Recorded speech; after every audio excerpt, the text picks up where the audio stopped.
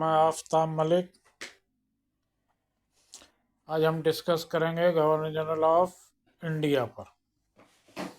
जो पिछला वीडियो था उसमें गवर्नर जनरल ऑफ बंगाल का डिस्कस किया था।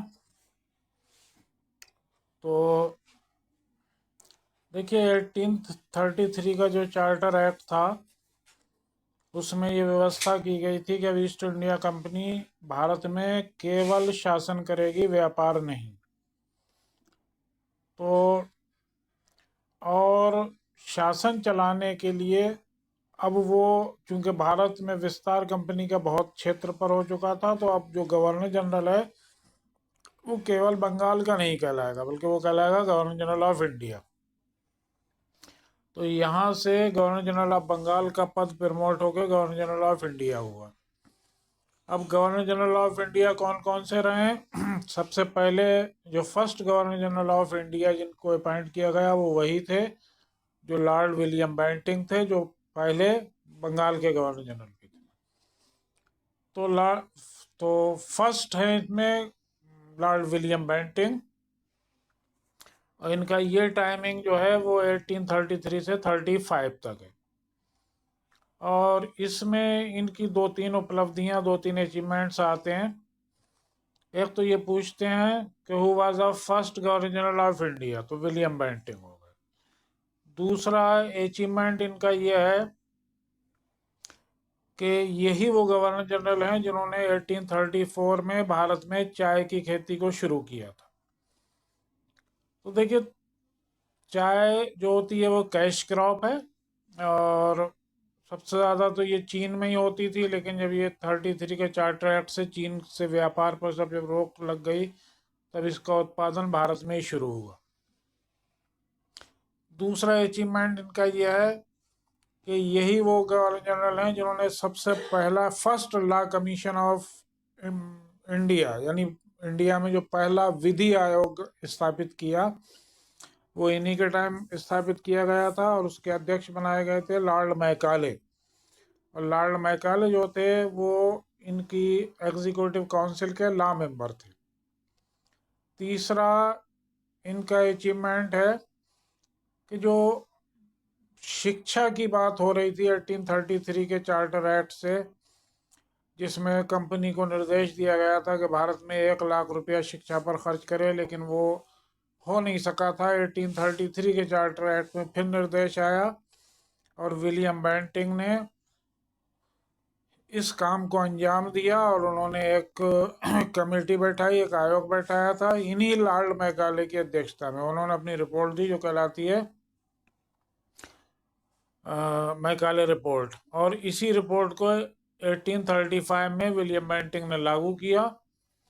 और मैकाले की जो शिक्षा पॉलिसी है, एजुकेशन पॉलिसी है, उसको फिल्ट्रेशन पॉलिसी या निस्यंदन सिद्धांत कहा जाता है। और ये यूरोपियन एजुकेशन और इंग्लिश मीडियम बेस थी। तो इनके 3 काम तो यहाँ पर हो गए, पिछले इनके गवर्नर जनरल ऑफ बंगाल के रूप में थे।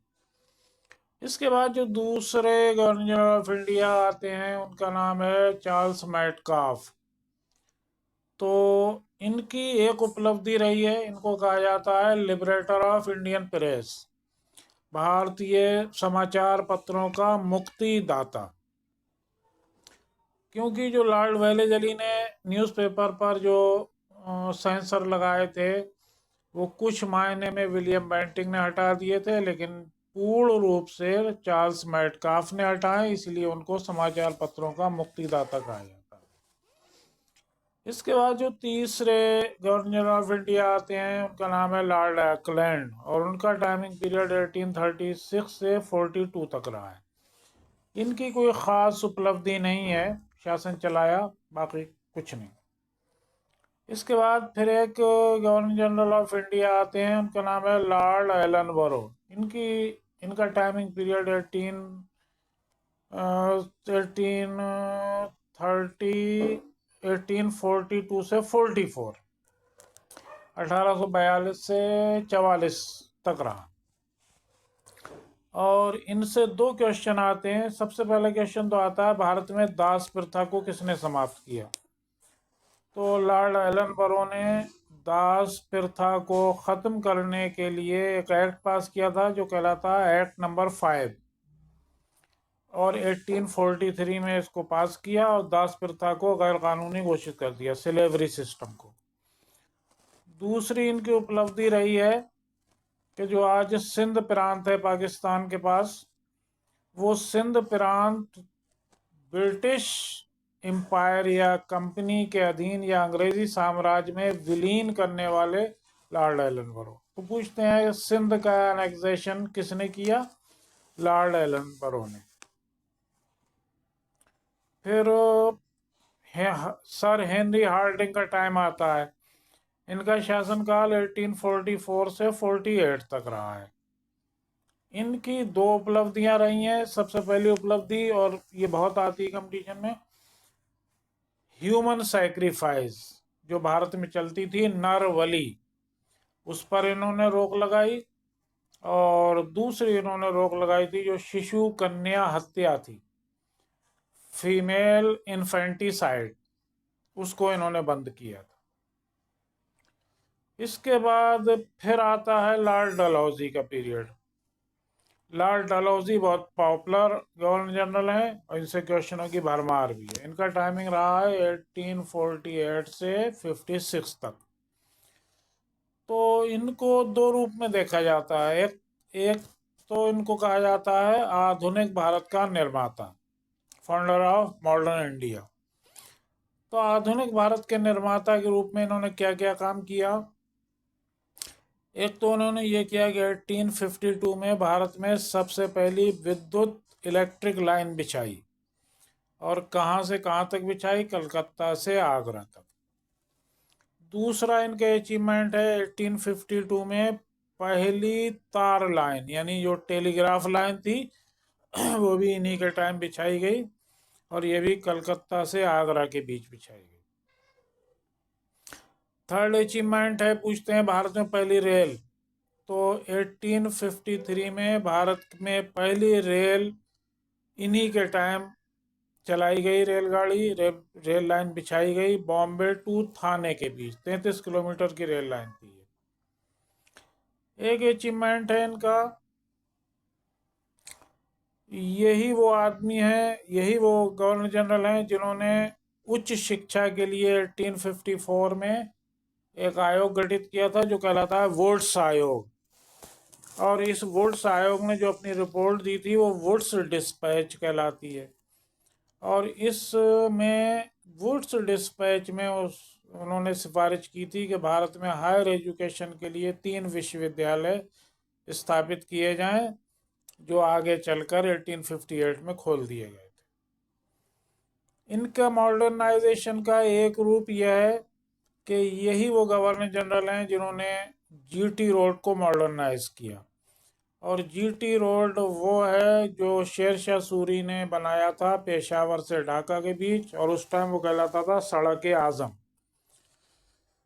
एक मॉडर्नाइजेशन इनका यह है कि इन्होंने हर एक प्रोविंस, हर एक प्रांत के लिए सेपरेट पब्लिक वर्क्स डिपार्टमेंट यानी पीडब्ल्यूडी खोला या स्थापना की, जिसे सार्वजनिक निर्माण विभाग के नाम से जाना जाता है। एक इनका सुधारवादी काम यह है कि जो विधवा विवाह की जो प्रॉब्लम थी इंडिया में, जो इलीगल थे, इन्होंने 1856 में विधवा पुनर्विवाह, विडो रीमैरिज एक्ट को पास किया और विधवा विवाह को लीगल घोषित किया, और उनको संपत्ति में अधिकार और उनके बच्चों को वैध माने गया। तो दो क्वेश्चन आते हैं, पूछते हैं विधवा पुनर्विवाह किसके समय? डलहौजी के समय। पूछते हैं प्रयास किसके? प्रयास थे ईश्वर चंद विद्यासागर के।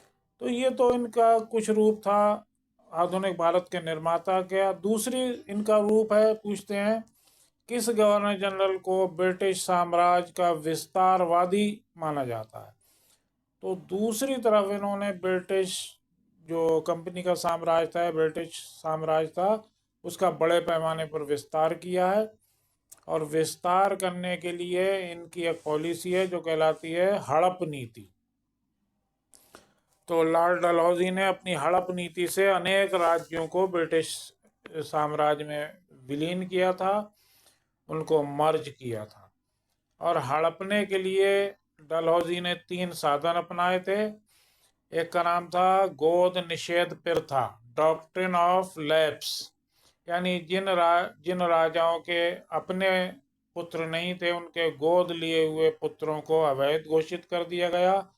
और इस आधार पे सबसे पहले 1848 में सतारा को हड़पा, फिर संबलपुर, जैतपुर, झांसी जैसे राज हड़पे।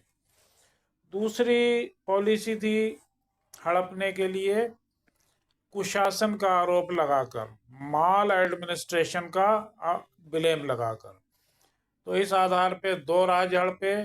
1853 में बरार को हड़पा था और 1856 में अवध को हड़पा था। एक तरीका इन्होंने अपनाया था हड़पने के लिए युद्धों द्वारा, बाई बैटल्स या बाई वार्स। इस आधार पे इन्होंने 1849 में चिलियावाला युद्ध में पंजाब को हड़पा, राजा दलीप सिंह को पराजित करके, और उसे अपने राज्य में मिलाया। 1850 में सिक्किम को हड़पा और उसे अपने राज्य में मिलाया। और 1853 में सेकंड बर्मीज वार में बर्मा को पराजित करके एक बड़े बर्मा के बड़े भूभाग पर अधिकार कर लिया।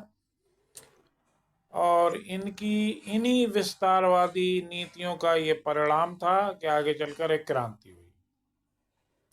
तो डलहौजी से तमाम क्वेश्चन आते हैं। फिर उसके बाद एक गवर्नर जनरल आते हैं जिनका नाम है लॉर्ड कैनिंग। वो इंडिया में 1856 से 58 तक रहते हैं। और इन्हीं के समय भारत में लॉर्ड डलहौजी की नीतियों से नाराज होने की वजह से एक क्रांति भड़क उठी, जिसको 1857 का स्वतंत्रता संग्राम या 1857 का रिवोल्ट ऑफ 1857 कहा जाता है। और ये क्रांति 10 मई 1857 को मेरठ से भड़की थी और इसका कारण था चर्बी वाले कारतूस। और फिर ये मेरठ के बाद दिल्ली और बरेली और अवध और फैज़ाबाद और झांसी और कानपुर अनेक केंद्रों पर भड़क उठी। और फिर ये क्रांति 1859 जुलाई तक चलने के बाद फिर ये ख़त्म हो गई और ये असफल रही।